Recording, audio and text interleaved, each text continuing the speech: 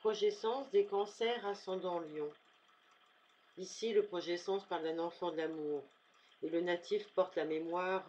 Peut-être que celle-ci ou que celui-ci était légitime, abandonné ou non reconnu. Il peut s'agir d'un enfant conçu ou né avant le mariage. Il faudra alors chercher quel a été le stress familial et à quelle mémoire cet enfant répond par reproduction. Parfois, il s'agit du discours parental, familial.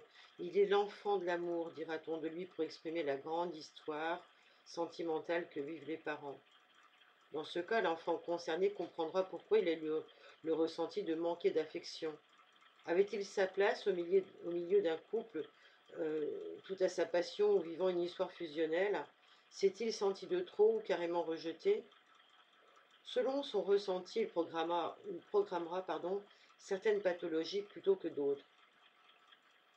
Par exemple, le sentiment de rejet ira de pair avec des problématiques de la peau.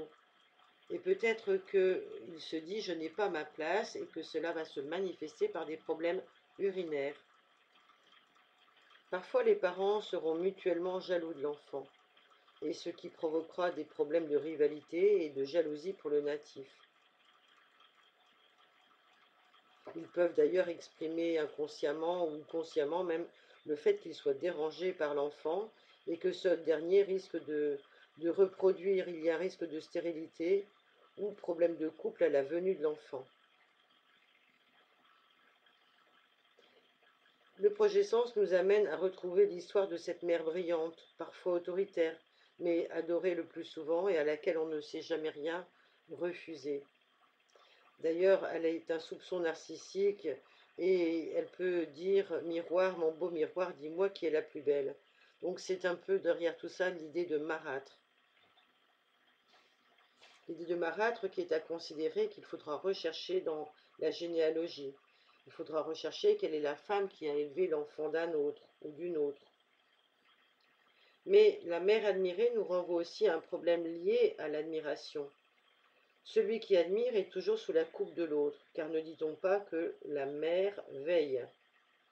Quelle est la femme du clan qui a eu un problème lié à la rupture de la poche des os durant son accouchement?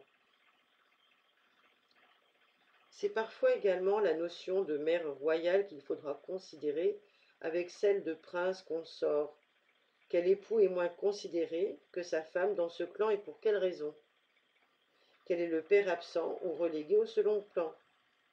Quelle est cette femme appelée reine des abeilles, souveraine d'un matriarcat dans lequel l'homme n'a que la fonction de géniteur? Et quelle mère de cette généalogie a coupé son enfant du père? On peut noter ici des origines royales qui renvoient à un problème d'amour ancillaire dans la généalogie. Qui a couché avec la bonne ou avec la secrétaire? Ou encore un enfant illégitime ne serait-il pas né de cette liaison? Quel est le membre du clan qui s'arrache les cils ou n'a pas de sourcils? Le cancer et le lion évoquent par leurs maîtres respectifs le soleil et la lune. C'est la notion d'éclipse. Un des parents a été éclipsé à l'autre. Mais qui a mis l'autre dans l'ombre? Il pourra y avoir dans ces progescences des problématiques génétiques ou même physiologiques, donc par voie de conséquence de scoliose, qui se manifesteront par cet effacement demandé chez les héritiers. La lune et le soleil évoquent toujours la notion de jour et de nuit, d'inconscient et de conscient, d'ombre et de lumière.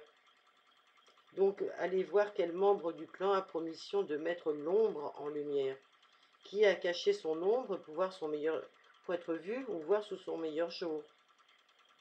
Et que s'est-il passé entre chien et loup? Autant de questions à se poser. Voici donc toutes les informations, tout au moins celles communiquées, par rapport aux progescences des cancers ascendant Lion. Si vous avez ce couple de signes dans votre thème natal et que vous souhaitez l'étudier, n'hésitez pas à me consulter, vous avez le lien en dessous du podcast. Merci pour vos partages, vos likes et votre écoute. À bientôt.